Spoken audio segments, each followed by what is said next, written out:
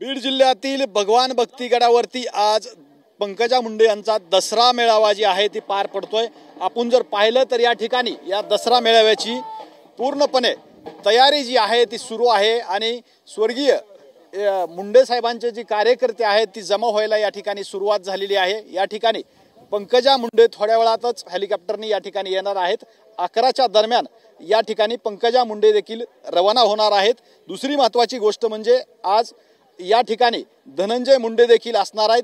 या बंधू आणि बहिणी बंधूचा जी हे आहे या ठिकाणी या कार्यक्रमात एकत्र येणार आहेत आणि दोघंही या ठिकाणी काय भूमिका घेणार काय बोलणार याकडे सर्वांचं लक्ष लागले। माझ्याबरोबर आता या ठिकाणी ट्रस्टचे अध्यक्ष आहेत।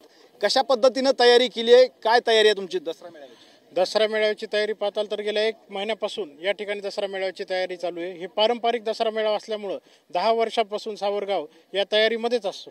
ज्या दिवशी दसरा मेळावा संपतो त्याच्या दुसऱ्या दिवशीपासून आम्ही पुढच्या दसरा मेळाव्याची प्रतीक्षा करत असतो। अशा पद्धतीने आम्हाला एक वळण पडलेलं आहे आणि ही राष्ट्रसंत भगवान बाबाची जन्मभूमी असल्यामुळे सर्व सावरगावकरांनी या ठिकाणी एकजुटीने येणाऱ्या सर्व लोकांची कसलीही गैरसोय होऊ नये म्हणून जेवणाची सोय या ठिकाणी केली, पिठलं भाकरीची सोय या ठिकाणी केली आहे।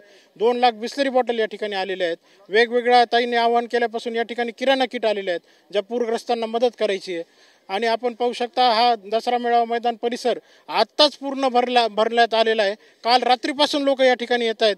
जवळपास 6 ते 7 लाख लोक येण्याचा अंदाज या ठिकाणी आहे आणि प्रशासनाच्या वतीने या ठिकाणी 1000 पोलिसांचा बंदोबस्त या ठिकाणी काल रात्रीपासूनच तैनात करण्यात आले। जिल्ह्यामध्ये अतिवृष्टी झालेली आहे, त्याचा काही फरक या ठिकाणी पडू शकतो का? आता आपण पाहू शकता 4-5 दिवसापूर्वी इथं पूर होता, पावसाचं पाणी या ठिकाणी साचलं होतं, पण भगवान बाबाचे कृपा आशीर्वाद म्हणा, मुंडे साहेबाचे कृपा आशीर्वाद म्हणा, या ठिकाणचा पूर पूर्णपणे ओसरलाय, पूर्ण पाणी शेतातलं निघून गेलंय। पण हा दसरा मेळावा पारंपरिक आहे। पूर परिस्थिती असली, ओला दुष्काळ असला, कोरडा दुष्काळ असला, काही जरी असलं तरी ही परंपरा मोडता येत नाही।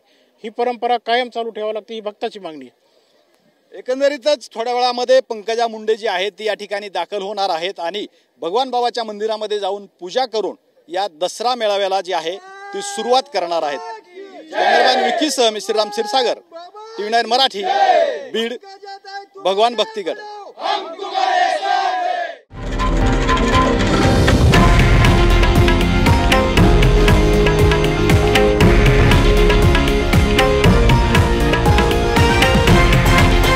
हे आहे देशातील नंबर 1 न्यूज नेटवर्क आणि आपण पाहत आहात TV9 मराठी, एकमेव।